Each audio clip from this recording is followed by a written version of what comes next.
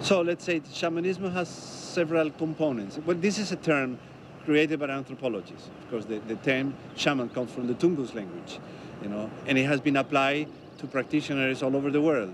So, and it's applied even to modern practitioners, Western practitioners. So it's a term that has been used so much. It's very difficult now, to define somehow, what it will be a real shaman. But I would say that we have several characteristics. It will be a man or a woman who is able to enter a modified state of consciousness, and by means of, and in this trance state or whatever, non-ordinary state, he is able to contact spirit realm, spirit world, in the name of his community.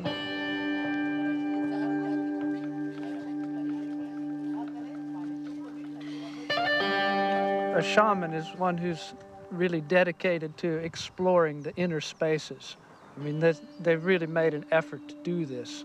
And as a scientist, I have to say that we don't and we can't know everything, and that there's so many things that we can't know and don't know, that we have to leave open the possibility that there are people like shamans who can tune into information that's not readily available to other people. And these people have quite an important function, if for no other reason than to give us some perspective on reality. Yo he llegado a muchas partes donde están grandes hombres, están unos hombres, unos ancianos, unos reyes, donde tienen la sabiduría, verdaderamente una sabiduría, máxima sabiduría, como nosotros decimos, que lo saben todo.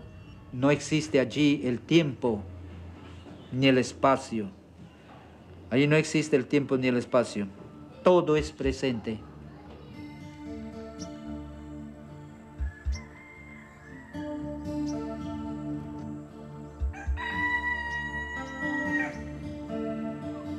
Well, usually, when we look at Western science, there's the Cartesian Newtonian thinking is seen as something that is very rational, very far from non-ordinary states, and we forget that the inspiration for Descartes, for the Discours de la Méthode, came from a dream, and a dream within a dream, basically, from a non-ordinary state of consciousness.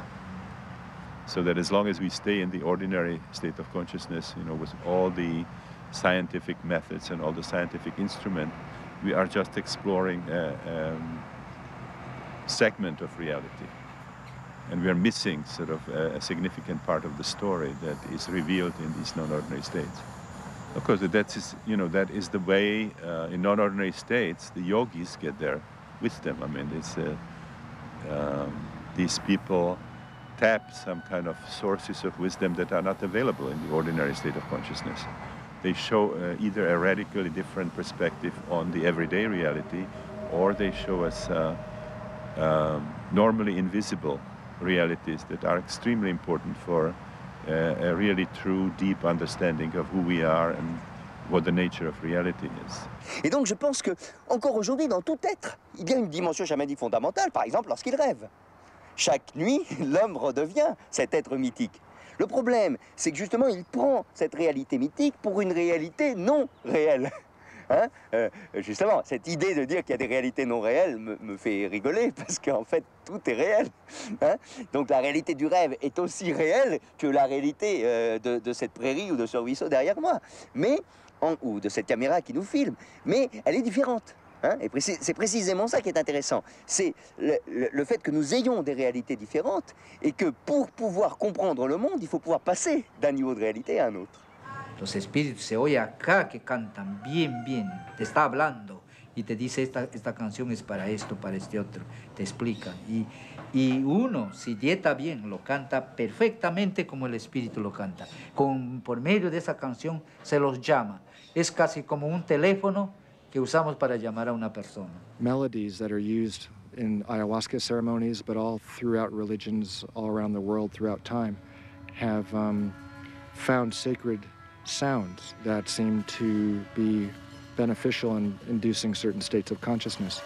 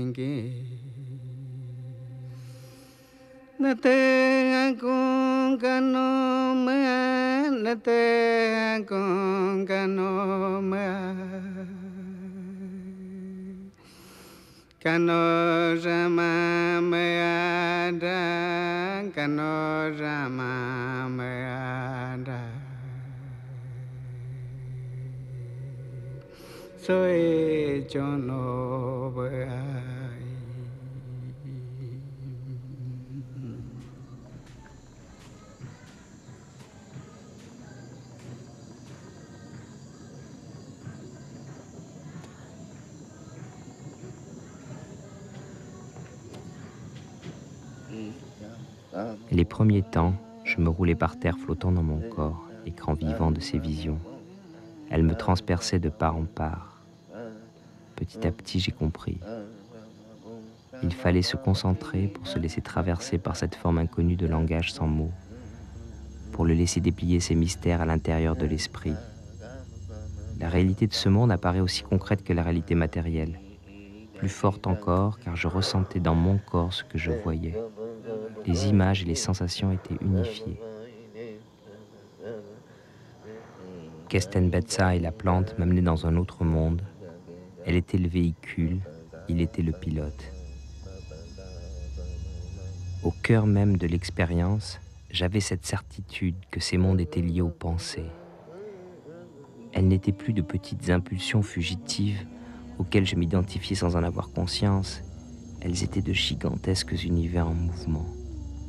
J'avais envie de rire avec complicité, de lui crier ma joie face à la découverte, mais au moment où ces pensées jaillissaient, il m'entraînait avec précaution dans les mondes de terreur, afin que j'en prenne tout autant conscience, que toutes ces peurs, ces désirs étaient toujours en moi latents, tout autant que ce pouvoir d'extase.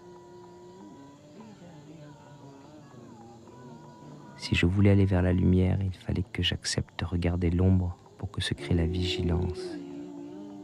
Pour reconnaître l'ombre à temps, car elle apparaît toujours quand la lumière est trop forte. Cette ombre prend la forme de la moindre pensée qui essayera de s'emparer de l'expérience. Mais quel autre type de pensée peut exister alors? Ne sachant que faire, mon esprit fuyait chacune d'elles en se plongeant dans la sensation du corps. Il était le refuge.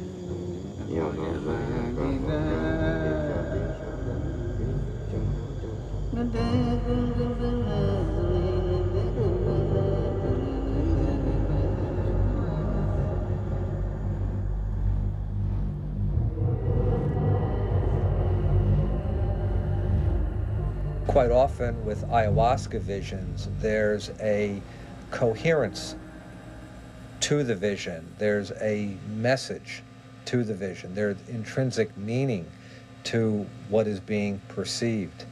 La chacruna es como la vista.